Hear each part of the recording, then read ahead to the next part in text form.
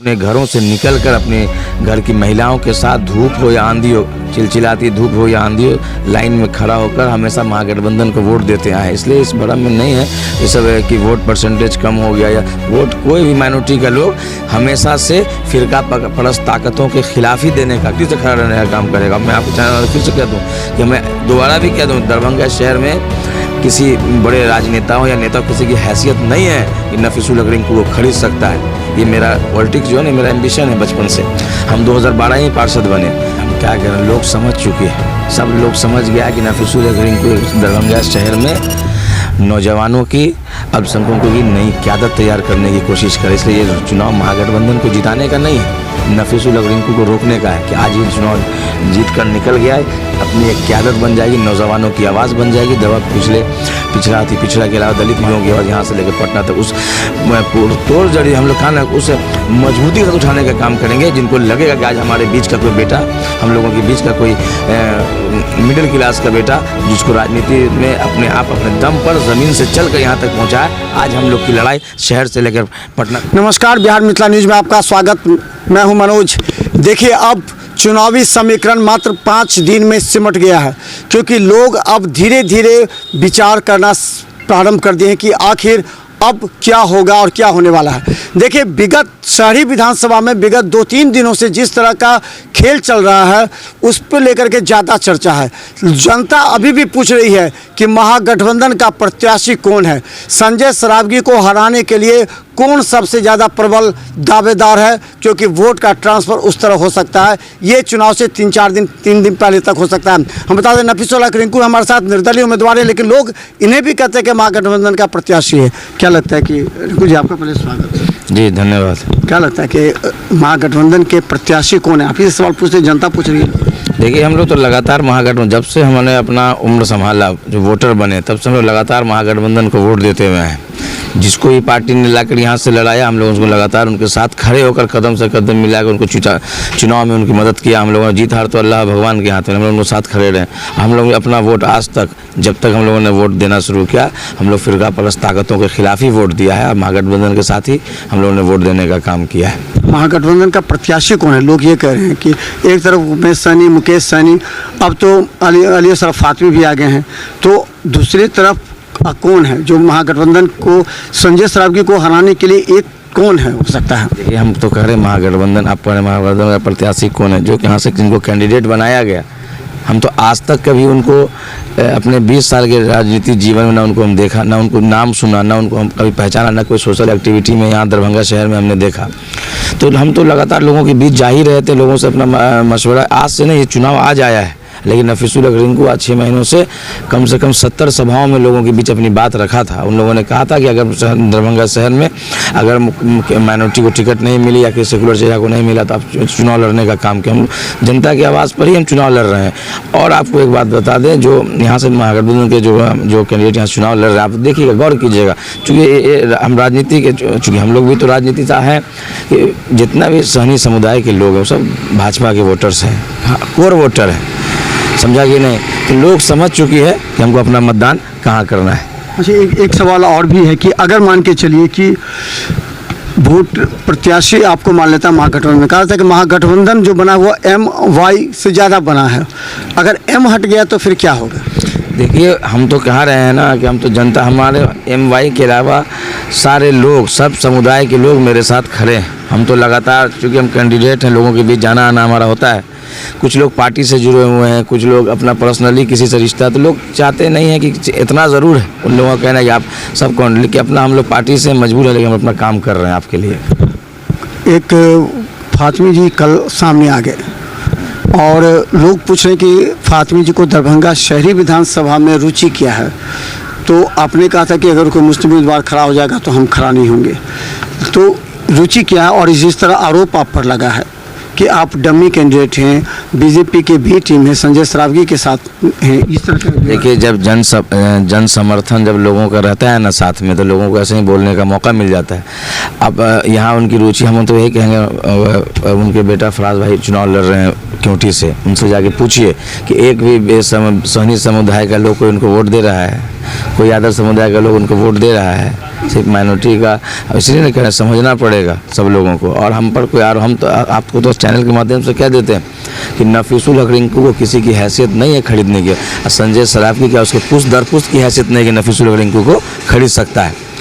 आपको स्पष्ट कह दे, वो लोग शुरू से कितना बड़ा ज़मीन माफिया हो हमारे यहाँ के विधायक या निकम्मा है, सब लोग जान रहे। जनता पंचायत से लेकर शहर तक लोगों ने उनको नकार दिया है। उनकी जो स्थिति है, लोगों ने साफ साफ कह दिया है कि ये शुरू से जनता को दो भागों में, शहर की जो अमन पसंद जनता को दो भागों में बांटकर और अपने एक तरफा राजनीति करने का ये काम किया। लेकिन आज इनको लग रहा है कि मेरी ज़मीन खिसक रही है, इसलिए अल्पसंख्यकों इलाकों में घूमने का काम कर रहे हैं। एक सवाल, पिछली बार लोग कहते हैं, हम कई क्षेत्रों में गए, करमगंज ये सब गए, पिछली बार जो विधानसभा का चुनाव का आप जो देखे होंगे वोट का प्रतिशत, तो करमगंज से धीरे धीरे घटता चला गया था। लोग कहते हैं अगर करमगंज से नहीं घटता तो सामने वाला अमरनाथगांव में जीत सकते थे। क्या लगता है कि इसको मैनेज किया जाता है या फिर इस तरह के वोट बैंक जो एग्रेसिव थे, एग्रेसिव पिछली बार नहीं हुई, ये आपने गौर किया होगा? नहीं, देखिए जितना भी माइनॉरिटी का लोग है, उन देखिए है क्या कि जितनी अल्पसंख्यक समुदाय के लोग हैं, आज तक अपना एक एक वोट अपने घरों से निकल कर अपने घर की महिलाओं के साथ, धूप हो या आंधी हो, चिलचिलाती धूप हो या आंधी हो, लाइन में खड़ा होकर हमेशा महागठबंधन को वोट देते आए। इसलिए इस भ्रम में नहीं है इस सब कि वोट परसेंटेज कम हो गया या वोट, कोई भी माइनॉरिटी का लोग हमेशा से फिरका परस्त ताकतों के खिलाफ ही देने का काम किया है। तो क्या लगता है कि लोग, ये जो चर्चा चल रही है कि संजय सरावगी की जीत लगभग फाइनल है, ये लोग कह रहे हैं कि आपस में दोनों टकराएंगे, संजय सरावगी को फायदा पहुंचेगा? नहीं, तो समय बताएगा ना। अभी तो बहुत सारे लोग चुनाव मैदान में हैं, सिर्फ नफीसुल हक रिंकू चुनाव मैदान में नहीं है, जनसुराज है, उसके अलावा बहुत सारी ऐसी पार्टियां, सब लोग चुनाव लड़ रहे हैं। तो किसी पर अभी क्या आंक लेना और किसको कम आंक लेना, किसको ज़्यादा आंक लेना, या भी तो समझिए कि इस आकलन से नहीं हो पाएगा। बहुत सारा सर्वे देखते होंगे आप लोग, चैनल मीडिया चलाते हैं, मीडिया बंधु हैं आप लोग, कि बड़ा बड़ा न्यूज़ चैनल कभी ला देता है ये सरकार बन गई, अगला घंटा में कहता है जा सरकार, यानी कि सब सर्वे फेल हो जाते। इसलिए समय बताएगा। जनता ने अपना जहाँ जन समर्थन करेगा, जनता समझ चुकी है हमको किसको वोट करना है और वोट करेगी भी। और मैं आपको यकीन दिलाना चाहता हूँ, दरभंगा शरीफ विधानसभा चुनाव, दरभंगा शरीफ विधानसभा से नफीसुल हक रिंकू हर पिछड़ा, अति पिछड़ा, दलित, महादलित, अल्पसंख्यकों की, गरीब गुरबा, सारे लोगों की, अल्पसंख्यकों की आवाज़ बनकर, नौजवानों की आवाज़ बनकर यहाँ चुनाव लड़ने का काम कर रहा है। और मैं आप उन सभी अपने मतदाताओं को यकीन दिलाना चाहता हूँ, उन जितने भी सम्मानित मतदाता हैं, कि ये नफीसुल हक रिंकू, आपने जिसको एक वोट दीजिएगा, आपके सुख दुख में कदम से कदम मिलाकर हमेशा खड़ा रहने का काम करेगा और मजबूती से खड़ा रहने का काम करेगा। मैं आपके चैनल में फिर से कह दूं कि मैं दोबारा भी कह दूं, दरभंगा शहर में किसी बड़े राजनेताओं या नेता किसी की हैसियत नहीं है कि नफीसुल हक रिंकू को खरीद सकता है। ये मेरा पॉलिटिक्स जो है ना, मेरा एम्बिशन है बचपन से।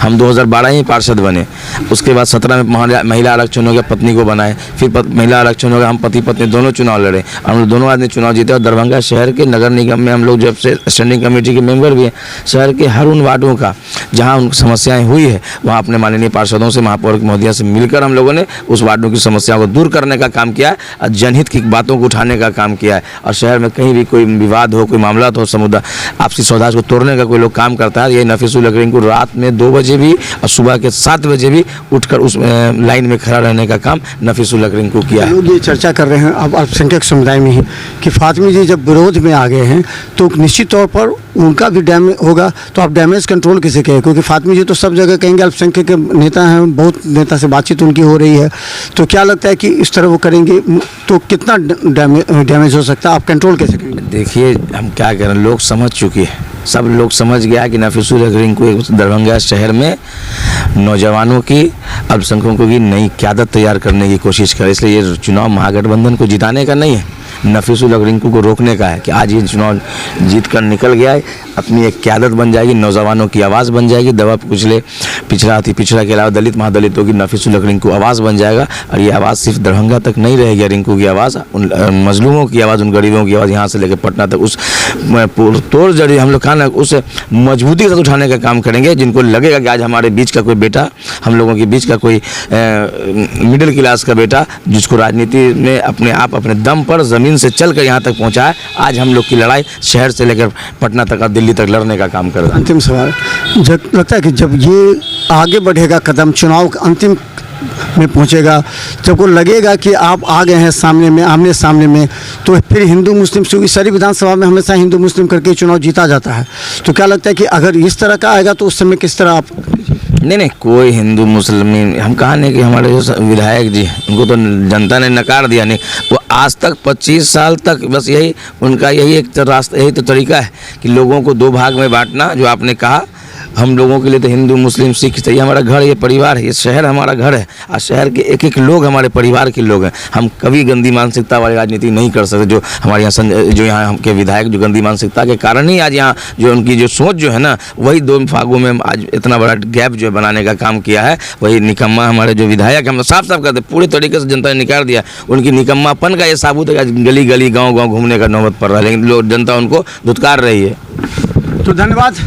देखिए, हम लगातार दिखाते रहेंगे क्योंकि नफीसुल हक रिंकू पीछे नहीं हट रहे हैं। मोहम्मद अली अशरफ फातमी के बयान के बावजूद ये कह रहे हैं कि पूरी दमखम के साथ हम चुनाव मैदान में हैं और महागठबंधन का प्रत्याशी कौन है, शहर में चर्चा तो चली रही है।